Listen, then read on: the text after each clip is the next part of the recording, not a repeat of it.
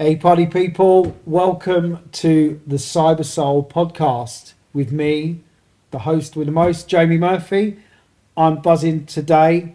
I've got an amazing friend, guest, colleague, a really interesting individual, professional in our industry, Alex Shearer. Alex has had a long, really interesting career, starting off at CSC, working in unbelievably finance, working his way and paving an amazing sales career, to which now is in leadership. Alex is going to share some of his story. We share some stories together, but he's going to take you on a journey, and I think we'll both really enjoy it, and I hope you do too.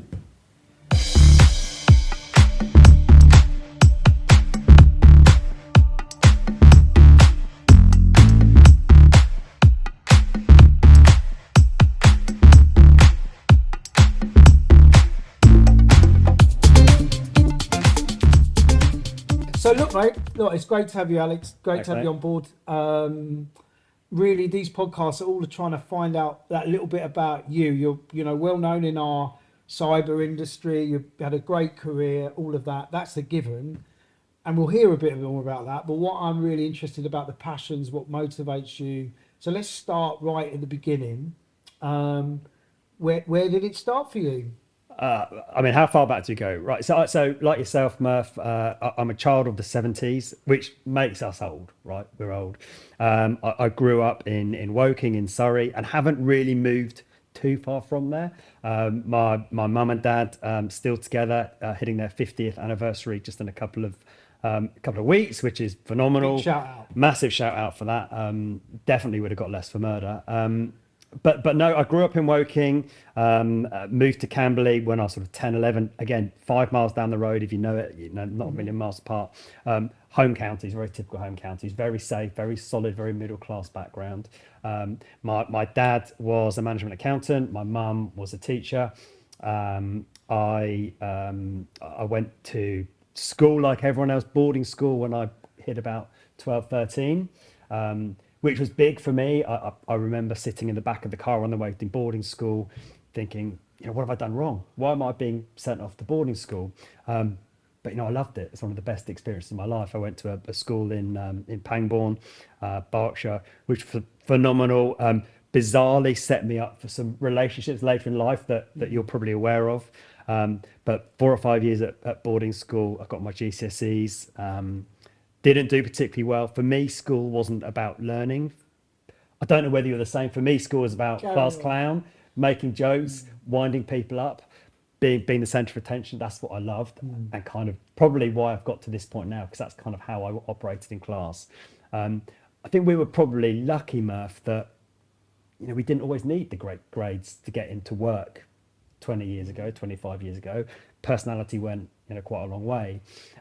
So I didn't get the best GCSEs, and my second son has just come out the back of GCSEs, done really well, about to start college. My eldest daughter, straight A's all the way through GCSEs, A level degree. That wasn't me. I was never the top student, and but I went on. I did my A levels, and I kind of got into university. But if I'm being really honest, the university I picked was because it was relatively close to my wife, who was to become my wife. So I went to Greenwich University, not the most academic thing. I went to do sports studies, but I did it because I was 10 minutes down the road from my wife, who was at Imperial. She was Yeah. much brighter. So I just wanted to be close to her. This was me in my 20s, probably my first proper love. That was what was important to me, not the studying. You, you talk about doing sports, and maybe we'll come back to that around, if you chose something like when I was at school, like a drama or a sports, it was seen as like slightly inferior when actually as a it's just something you're good at and something you enjoy doing. What were the other passions outside of obviously you talked fondly about the family, but what were your passions at that time I mean, growing for up? me, sport was everything, Murph. When I was a young kid, it was football every weekend. Absolutely loved it. All of your friends were who you play football with, out in the park, out in your garden. It was football, football, football. Then I went to boarding school, and at the time, I didn't think it was anything strange, but it was 2 days sport every single day of the week. It was matches on Wednesday, matches on Saturday. So it drove this level If of I'd have known competition. that, I would have forced that to happen. I love it. And now when my kids come back and say they do, an hour of PE a week or 1 hour of games, I'm like, what about the other days? But when else are you doing it? Because for me, that was great. And it drove this competitive thing in me. I've always tried to stay relatively healthy because of it, because I recognize, it helps my mind stay free and clear. That 2 hours of sport a day, that competition, it just drove me. So I did everything. I did hockey, I did rugby, I did football, I did tennis. Now I do, I go to the gym, I go skiing, I play golf. Those are the things that I still try to keep with me. And as a dad, it's quite important that they see that as an example to them that, do sport, be healthy, get active, because you see so many kids that don't. So for me, that was my big thing as a kid. And having spoke to people professionally, a really interesting insight was always that when you're born, you don't have the traits. You absolutely just absorb what is around you. So clearly, what formed you, and that sporting, I would say, is a great description actually, or in terms of how you take on life generally. You've adopted and adapted to moving longer term. The interesting thing you said, and you're right, I was absolutely, bang average, terrible at school. I was only interested, as I say, sports and drama really, and English was good fun. But I think there's an interesting little thread around that we went into sales or we went into IT because maybe that was the door open to us if we didn't follow a certain path, like a trade or maybe a profession. 100% agree. And my dad was a management accountant, and a very traditional career. But in his defence, it wasn't a particularly exciting career, is it? You don't think, I'm going to be an accountant when I'm old. I mean, if you do, I've then got a lot of friends that are, and they love it. It's so strange. They're but he very was odd though. but he was great. He never said go and do this. He said just do something that you enjoy, right? So when it came to my A levels, I did sports studies because I enjoyed it, and then when I chose a degree, I did sports science because I thought, well, actually, I know that I'm going to kind of enjoy it. I'll turn up. Yeah, I mean, I didn't. No, but it was a nice thought. It was a thought that theory. counts. It started off okay. Yeah. But going back to sort of what molded me, I started at university and I really I didn't get on with it. It was I don't know, 6 hours lectures a week, and I was kind of like, you spent a lot of money back then, and it's clearly got a lot more expensive. But I was doing 6 hours a week of lectures, and I was thinking, this is no good for me. At the same time, I built a really close bunch of friends with my ex-wife's social network, so I was spending all my time there. Then at 20, she became pregnant, right? And right, all bets are off. All of a sudden, university's definitely not important. Earning money is Shit important. gets serious, right? My God, does it? Yeah. And of course it was scary. Of course, it certainly wasn't planned. But then, everything comes into focus. And I always knew that I wanted to have kids, but that sort of accelerated very quickly, right? So I kind of went into right now. I need a job. Now I need a trade. So 20, what do you do? And I said, talk about influence in my life. My dad in his professional life, like, well, what do you do? I'll become an accountant. I mean, what else do you? Absolute sense. I mean, for you, look Alex. at me now. I do love a spreadsheet though. I love a pivot table. So I joined a company called CSC, who you obviously know very well. CSC eventually merged with HP to become what we know as DXC now, right? So, and the reason I joined CSC was because they offered a really good trainee scheme in accounting. They will pay for my studies. So I thought, I know what I'll do. I'll become a management accountant, and then I'll always have something to fall back on.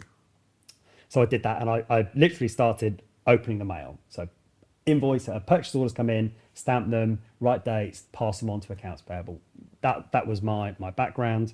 I did 5 or 6 years in accounting. I started with a management accounting, but you won't be surprised to learn, Murph, that I wasn't particularly good at studying again. There were other things in the way. I had a young family. I was trying to have a life. So yeah, I very quickly saw, CSC at the time was one of the biggest IT companies, certainly in the area, if not the world. And there were a huge amount of opportunity. So I moved from finance into project management, from project management into service management, and from service management, I eventually moved into sales. And if you go back, 20 years, I guess it was, to those times of CSCs, security was firewalls and not much more. It was the days of the first checkpoint running on Nokia, something you'll know very well. And I kind of realized that I could do IT. It was interesting. It was quite dynamic. It was quite fast moving. It felt something that was good. There was clearly money to be made in it as well, which was, as I say, very important for me and my family. But I was getting phoned at 2 o'clock in the morning by a network engineer saying the network's gone down. I'd be like, well, what am I going to do about that? I'm a service manager. I'm not technical. I've never been technical. Like I don't think you have either. No. But we've found ourselves in this technical world Totally. to an extent. Particularly a few years ago, where there weren't the layers that there are today protecting Yeah. protecting us from. Yeah. So I'd get these calls at 2 o'clock in the morning and say the network's down. I said, well, what do you want me to do about it? I said, well, no, nothing. We're just letting you know. It's like, okay. And after a while, I thought there's got to be part of IT that doesn't involve me waking up at 2 o'clock in the morning and doesn't involve me being technical. And it was someone, a guy called Michael Collins was my account manager, Right. from Integralis. I kind of saw this. I got introduced to the concept of sales at that point, and I guess my first experience was someone that had an expenses account, someone that could take you to lunch, someone that could buy you drinks, someone that had, a kind of a facilitator role, and it kind of felt quite interesting. So it started to feel that I could stay within the world of technology, but I'd move into more of a sort of customer-facing role because I like solving customer problems, and that's where I kind of moved into the sales thing that I'm into now. Question. I'm interested to hear about some of those. The influencing. You've made that journey sound like you've skipped through it with flowers and it's been easy. But going from an accountant through that journey seems like how you've navigated that. I'm interested to hear about the influences help you make those. Michael Collins, who I remember fondly as well, you talked about. But going through that journey, and also what were your parents saying? So influences. I remember a guy called Brian Brady, who was the FD at CSC. I don't know whether you ever knew Brian No, I when don't you were know looking after CSC. Quite a tough Scottish guy, but even then he would run these big all hands meetings for finance, and there would always be some clown making jokes at the back, and that was always me. Yes. Right? So Yes. I developed this kind of persona again, where my extrovert tendencies were kind of found a platform for me. And it became really clear to me that the relationships that you build with people carry you a long way. So I was never going to be the person that got the best exam results. I was never going to get all the way through those qualifications. But actually, I had personality. People seemed to talk to me and to open up and to share things with me.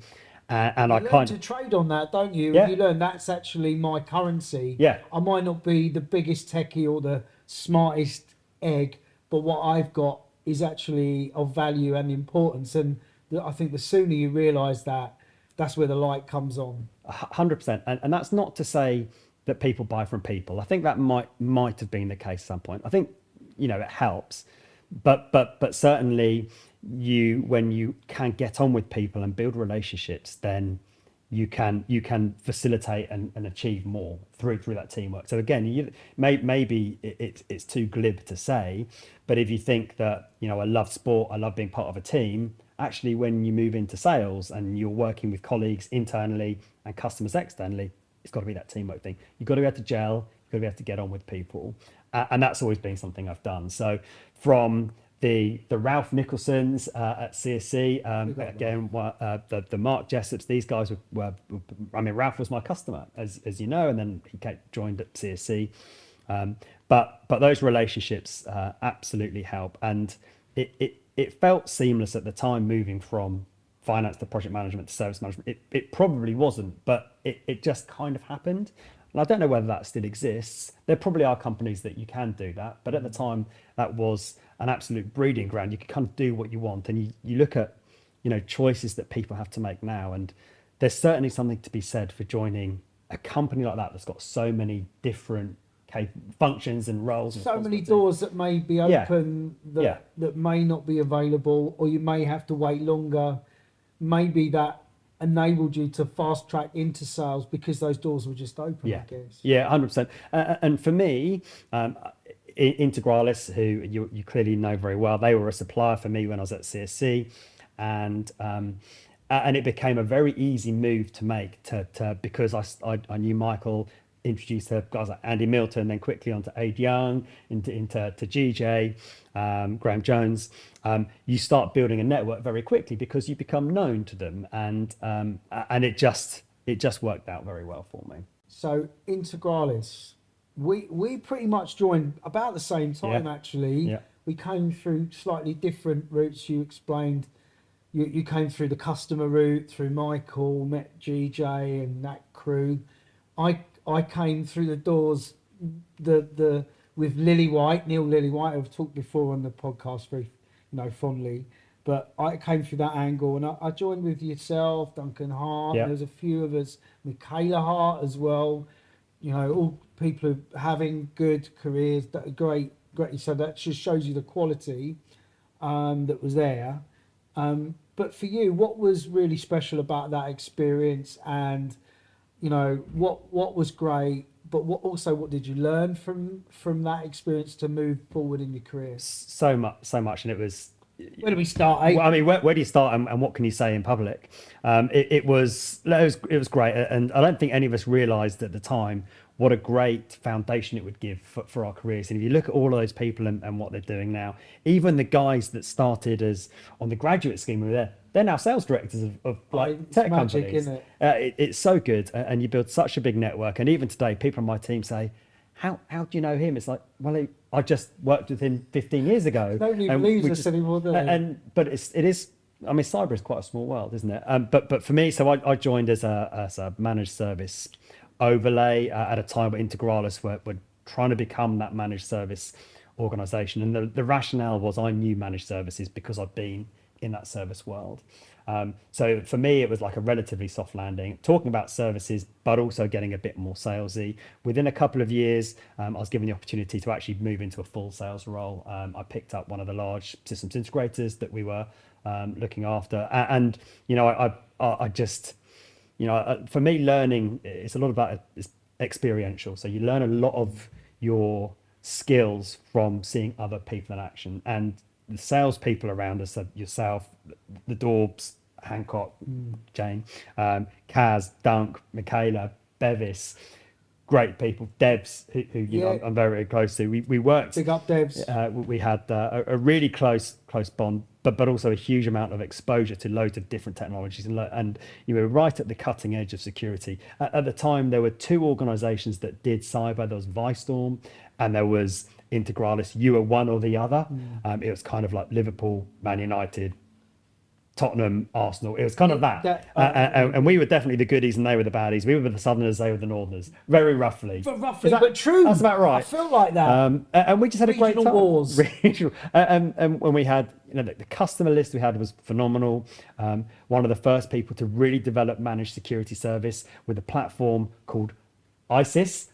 Little bit dodgy looking back at that now. Correct. I'm sure it's Integralis Security Information System or something like that. That was what it was called. I mean, I sold it for 2 years. Legitimately, I should probably know. You should do. But no, it was a fantastic grounding. But you really saw the sort of work hard, play hard culture with Lily White, with GJ, with Riggs. Eventually Churchy. You had fantastic people to learn from as well. People that had been around the industry, developed personas, their own brand, their own capability. It was great to be part of. I was there for 7 years. I saw what worked well, what didn't work well. We had some huge success, but no, it was just great. And I have a very close bunch of friends now, and there are 9 or 10 of us who are still in regular contact, and to me they're my closest friends in the world. And as an adult, you very quickly pick people that you get on with and you gravitate and you kind of hang with those guys. And I know that those 9 or 10 will be my friends for life. And these are people that were formed in those 7 years at Integralis, really. So yeah, really good for my career, really great for my personal life. And, you know, clearly in that time had loads of children as well, which was my, that became my drive, right? So what makes me up in the morning? The fact that I've got 4 mouths to feed, 3 now, one of them is old enough to feed herself. But yeah, my kids are everything, and having a career that would allow me to do that and have flexibility was massive. Do you know, interesting observation, and something that I think made you a bit different from a Duncan or a me or even Jane, because you came from that service avenue. You'd sort of paved your own way, so you were always rawer on the customer centric side, where we were probably, there's a we royal we were rawer on the sales side. And I guess over time we've kind of met in the middle a bit, because you know, you can't, you have to learn to get that balance right. Absolutely correct. I think there certainly was a perception of the sales guy that was out there doing the lunches, doing the deals, being up on up in front of the PowerPoint, whatever it might be. I was a lot more comfortable being customer side, maybe. Kind of, if you look at where the market's going, a lot more maybe solution selling, sort of consultant selling. Integrity as well, though. Yeah, I had a degree. My credibility came from the fact that I'd been on that side of the desk to an extent. So it kind of helped. Certainly in those early days when you were trying to build those relationships, you kind of understood that when you were talking to a network manager, why availability was important. Things like that, what a service level agreement was, what a KPI was, why reporting mattered, how you had to demonstrate value in a product or a service. So yeah, it was a slightly different background, but actually I think if you look at, you know, the successful sales guys now, they have got that solution selling, they're able to understand it a little bit before better. its time, maybe. Yeah. Do you know you know, I think a real takeaway, and I love to kind of like have a little check-in, because, you know, the value of the relationships that you build and the network you build has been integral to me, and it sounds like it was to you, like 15, we're talking 15 years ago, so however long, you know, it was, and that seems to still be the foundation of, you know, of you appreciating that and nurturing that and valuing it. Yeah, 100%. You talked a little bit about risks. Do you take risks? Not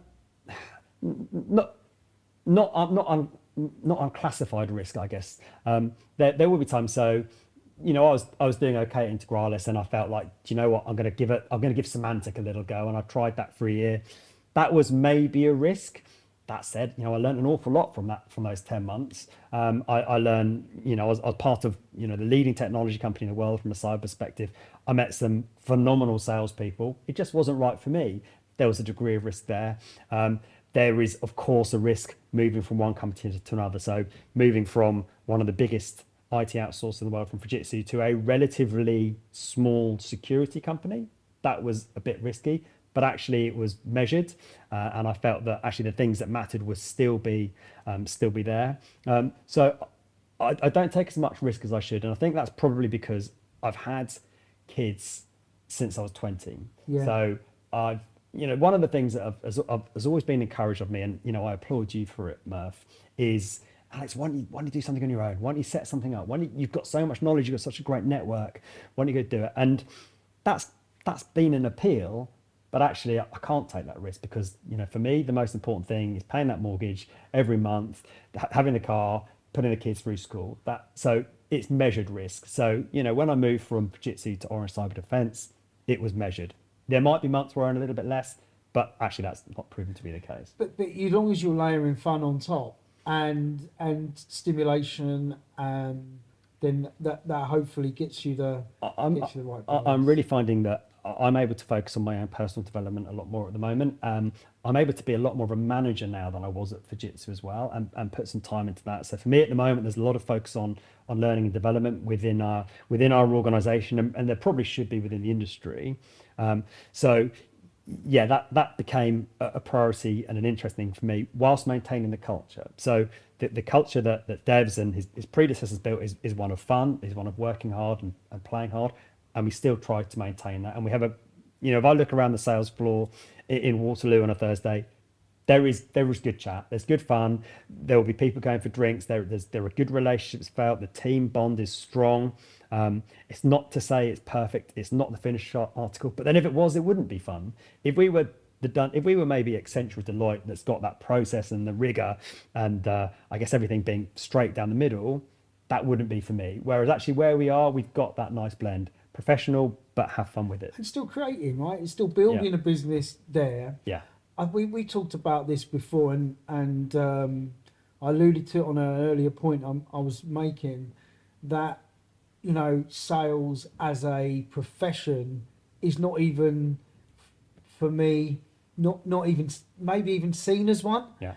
And certainly that was maybe the route you took if things didn't go well, and if you were an extrovert personality.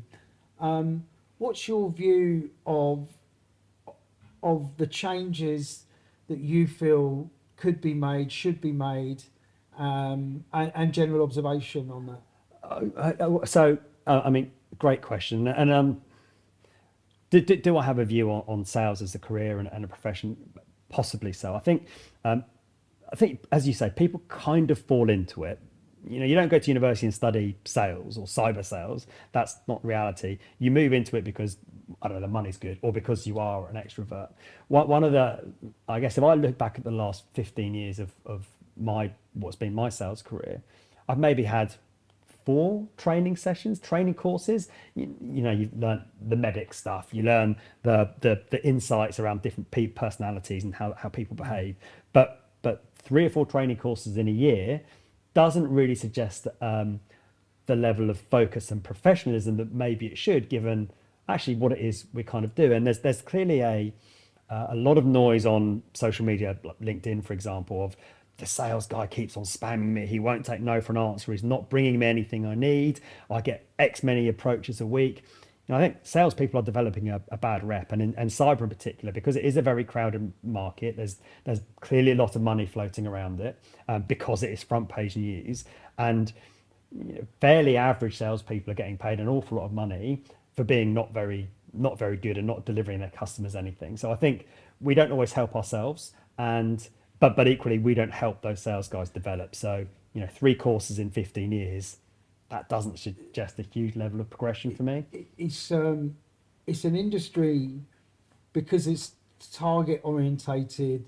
There's a short termism, Yeah, which I think is, when you look at maybe people who take a more strategic view, like a Deloitte or a PwC, or more established businesses, that there is a more long term view, because that's the business they're in. yeah, And that makes it a challenge. I think it is a big thing to overcome, because how do we communicate with a community where actually we might be able to help in yeah, some way?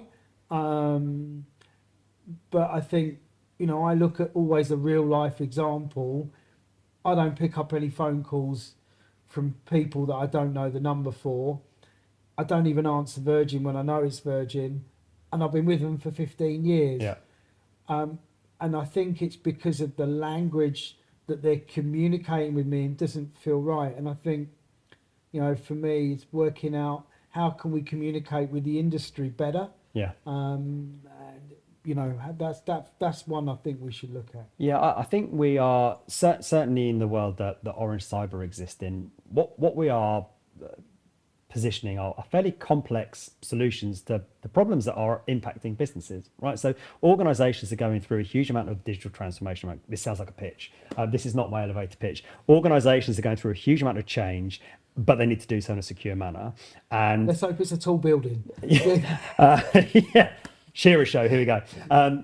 But as salespeople, we need to be savvy of the fact that it is complex. There are multiple stakeholders. That different personalities will gravitate towards certain other types of personalities. So the sales process and cycle now is properly a team game. So you need to be a lot more of a team player. It's no longer Jamie Murphy rocking up with his Balenciaga trainers doing a deal on himself. No, it's You correct. don't need just Dave Polton in the background. You need a whole bunch of people You in the do indeed. background. So I think we need to be a lot more sophisticated in how we do it. The phrase value is absolutely overused, but we do need to understand, why it is customers need this thing. They don't wake up in the morning saying, do you know what, I really fancy buying some seam today. I really want some XDR. It's not reality. Yeah. But they do wake up saying, do you know what, I've got to support remote working because of COVID. I've got to move more of my key applications into, a cloud kind of model.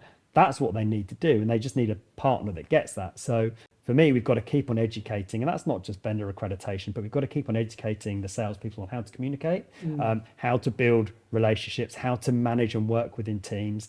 And then obviously you have all of the old skills typically associated with sales, how to present themselves articulately, how to write a good RFP, how to run a good bids team, how to negotiate, how to create commercials. And if you look at, the salesperson now, we've named a whole bunch of people that we've worked with. You need so many different skills. You need to be that person that can read a contract. You need to be the person that can negotiate a deal. You need to be able to work a spreadsheet. You need to write an RFP response. You need to be creative with technical stuff. You need to work your stakeholders. These are complex things. All of those things themselves are not easy. They're skills that you need to develop. And the expectations maybe for people who haven't got that experience to go and get that quickly. Yeah. But it's a results business, isn't it? So you bring somebody in and you say, right, go and do this thing, and you expect them within, 3-6 months to have done it. But actually, because that's their target, but then if they don't do it, they failed. And I think that's where we're finding the right balance at OCD at the moment, Orange Cyber Defence at the moment, which is, do you know what, these things, they do take time. They do take some nurturing. Opportunities take a lot of culture and a lot of development with the customers. So, we don't expect results on day one or even in month 3, but by 6, you want to start seeing some seeds. I think that's your, being able to bring your experience into the culture of the company, because maybe that wouldn't be there without you, and that's probably the value and the excitement that you get. We've been very positive so far, and I really enjoyed the conversation. But I'm also interested to know about failure, because mistakes, failure, cock-ups. Everyone loves a cock-up, but what's the thing that stands out for you around failure, and how did you overcome it and move on? I guess like many salespeople, you tend to erase all the failures. So there have absolutely been. Everyone else remembers them, mate. Oh, just me then. Yeah, short-term memory. I'm like Nemo. I remember yours. Oh, thanks, mate. Yeah, remind me of them every time you can. So there are little things that I can remember that I think, oh my God, how did I do that? What was I doing? I remember that the very first customer meeting, I mentioned that when I was at Integralis, I looked after one of the big systems integrators, and I went into a meeting with Neil Lillywhite, our sales director at the time, and any salesperson will say the absolute worst audience you can have is when you've got your boss next to you. So he was next to me, and we were meeting the CTO of this organization, and I didn't know much, if I'm being perfectly honest.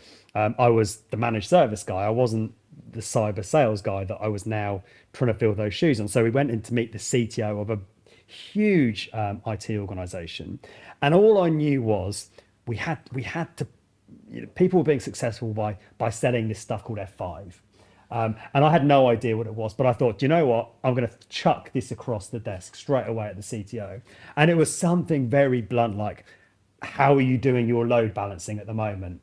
And he went, what do you mean, Alex? And I went, don't actually know.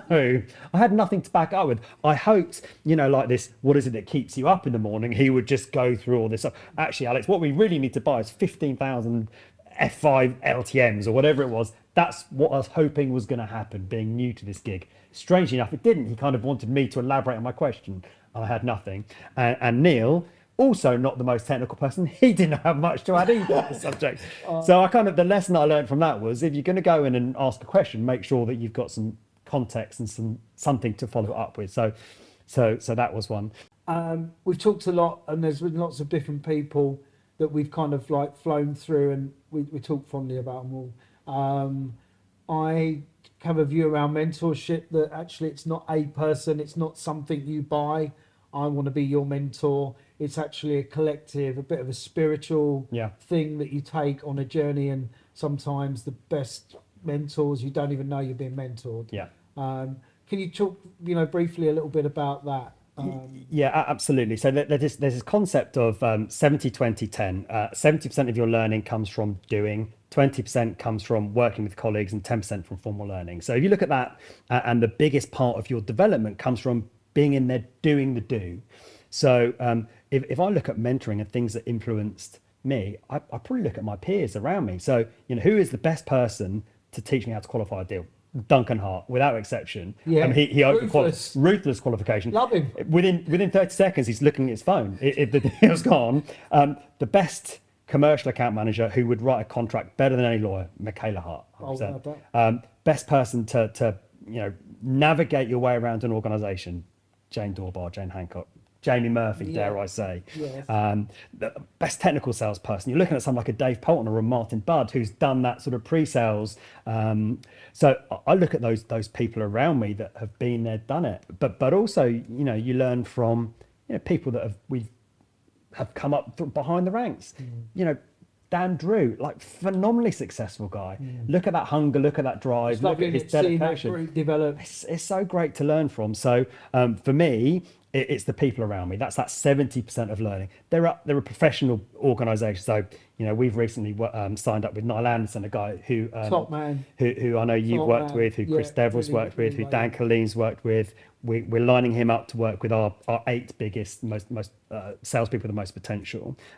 Working with an organisation called Slingshot Edge, who really get into human psychology and behaviour and how to leverage the chimp paradox in the sales process. So these are things that I find quite interesting, and I'm hoping that my team and those around me will benefit from as well. So for me, it's those around me. Nice. we look at Neil Lillywhite, we look at Ian Rigby, Graham Jones. If I look at operational finance management of a deal, Chris Deverell, absolutely. Yeah. He doesn't claim to be the best salesperson, but if you go to Chris and say, Chris, talk to me about this deal 16 months ago. What was the margin we made on it? How long did that take? He'll know. He would bore you with that answer, wouldn't he? He knows it. He's the man. And that's why I talk about this superhuman salesperson. Really it's a number of different capabilities. So it's those around me that I would say. Not a nice, and it's good appreciation that actually the team make up the success or the failure. It has to be. It's a team game, and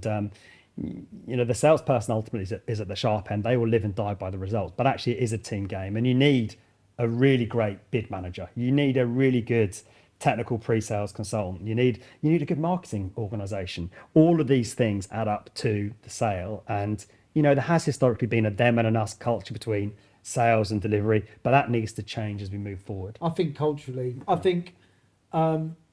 really good observations, but passion just oozes out, which is amazing. One of the things that's important to me is music.